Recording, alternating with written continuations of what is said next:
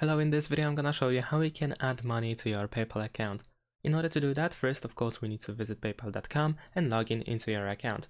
In order to add money, then we need to go and find the PayPal balance, that should be somewhere over here on the left side, and then we want to click on transfer money button.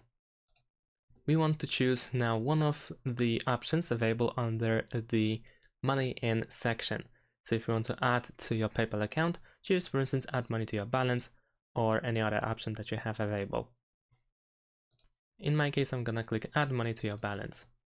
Now over here we have this information where you need to pretty much add the bank account details in order to connect your card to your PayPal account if you didn't do that before. So if you didn't do that yet, click OK, and then you need to link a card or a bank.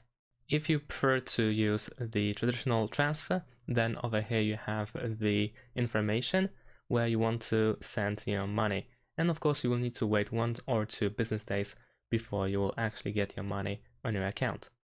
Or try to use another option that grants you access to your money and transfers your money pretty much immediately. In my case, I have an option to use Trustly.